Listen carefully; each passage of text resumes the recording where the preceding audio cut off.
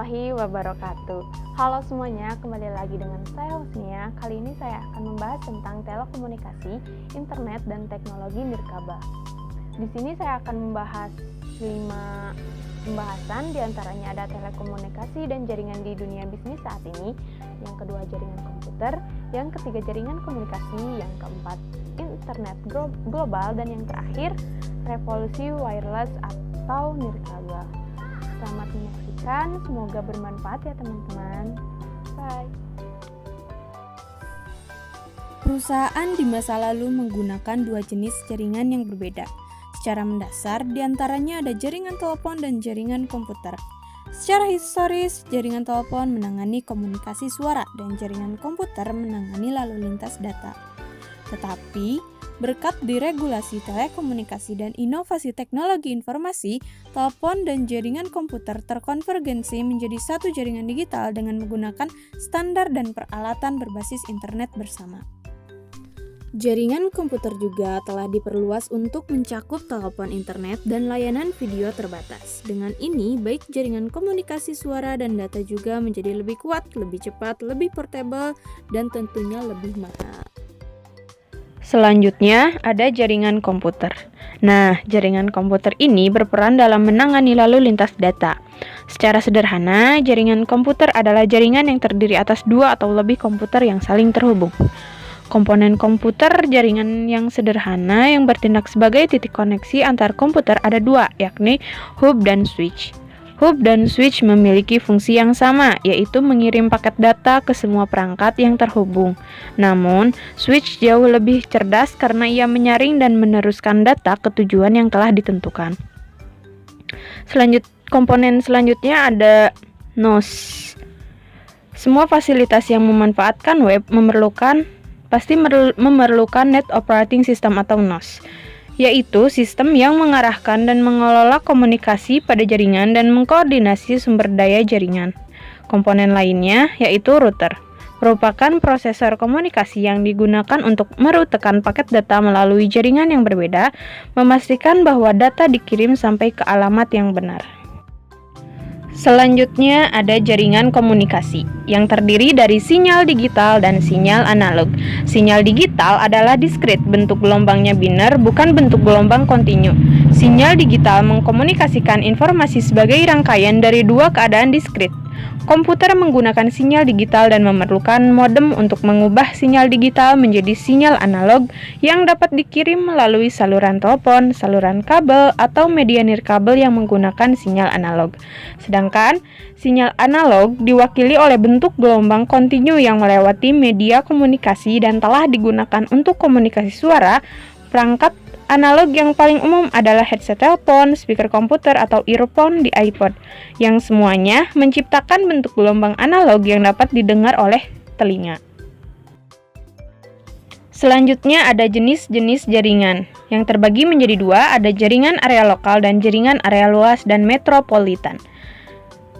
Jaringan area lokal atau LAN atau Local Area Network dirancang untuk menghubungkan komputer pribadi dan perangkat digital lainnya dalam radius setengah mil atau 500 meter.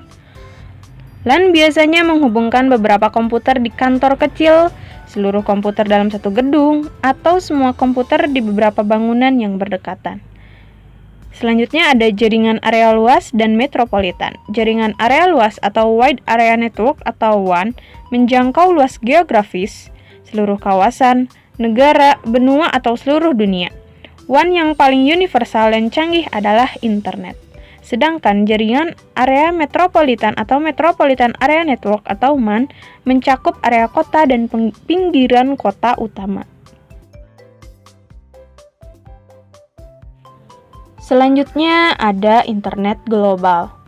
Internet telah menjadi sistem komunikasi publik yang paling luas di dunia. Nah, di dalam internet itu, ternyata ada penyedia layanan internetnya loh. Lalu apa sih penyedia layanan internet itu? Nah, penyedia layanan internet atau ISP adalah suatu organisasi komersial dengan koneksi permanen ke internet yang menjual koneksi sementara ke pelanggan retail. Jika ada penyedia layanan internet, berarti ada jalan atau jalurnya dong untuk sampai ke kita. Nah, dengan itu, kita membutuhkan teknologi jalur pelanggan digital atau Digital Subscriber Line atau DSL. DSL beroperasi melalui saluran telepon yang ada untuk membawa suara, data, dan video. Dalam menggunakan internet, tentunya kita membutuhkan sebuah koneksi internet kabel yang disediakan oleh vendor televisi kabel menggunakan jalur internet kabel koaksial untuk memberikan akses internet berkecepatan tinggi bagi rumah dan bisnis. Pada internet global, ada sebaran atau alamat dan arsitektur internet. Yang pertama, ketika seorang pengguna mengirim pesan ke pengguna lain di internet, pesan pertama dipecah menjadi paket-paket menggunakan protokol TCP. Setiap paket berisikan alamat tujuan. Paket-paket tersebut kemudian dikirim dari klien ke server jaringan. Yang kedua, ada sistem penamaan domain atau Domain Name System atau kita singkat dengan DNS. Merupakan sistem hierarkis dengan domain root, top level domain, second level domain, dan third level domain atau host.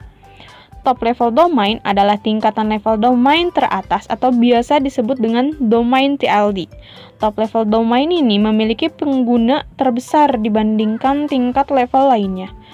Contoh dari top level domain ini adalah .com, .net, .org, .edu, .gov, dan lainnya.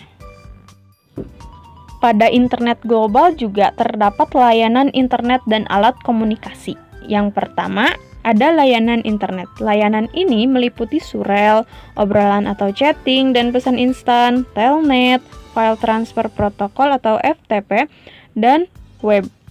Yang kedua, ada jaringan pribadi virtual atau VPN. Merupakan jaringan yang aman dan terenkripsi yang telah dikonfigurasi dalam jaringan publik untuk memanfaatkan skala ekonomi dan fasilitas pengelolaan jaringan besar seperti internet. Jadi, jaringan pribadi virtual melindungi data yang dikirimkan melalui internet publik dengan mengkode data dan membungkusnya mereka dalam internet protokol. Dan yang ketiga ada web. Web adalah layanan internet yang paling populer. Web merupakan sistem dengan standar yang diterima secara universal untuk menyimpan, mengambil format, dan menampilkan informasi menggunakan arsitektur klien atau server. Web ini terdiri dari hypertext, web server, web 2.0, dan web 3.0. Yang terakhir ada revolusi nirkabel atau wireless. Komunikasi nirkabel membuat perusahaan-perusahaan lebih mudah berhubungan dengan pelanggan, pemasok, dan karyawan. Juga memberikan pengaturan yang lebih fleksibel untuk mengatur pekerjaan.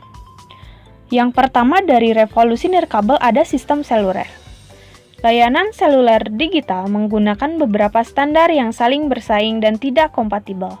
Di Eropa dan sebagian besar dunia di luar Amerika Serikat, standarnya adalah Global System for Mobile Communication atau GSM.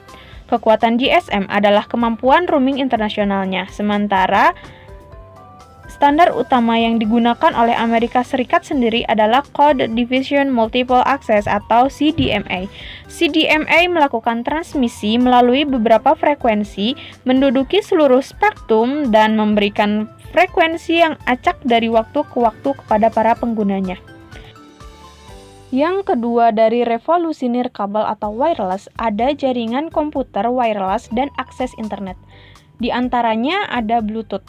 Bluetooth dapat menghubungkan hingga 8 perangkat dalam jangkauan 10 meter, menggunakan komunikasi berdaya rendah berbasis radio, dan dapat melakukan transmisi sampai 722 KB per second pada pita 2,4 GHz.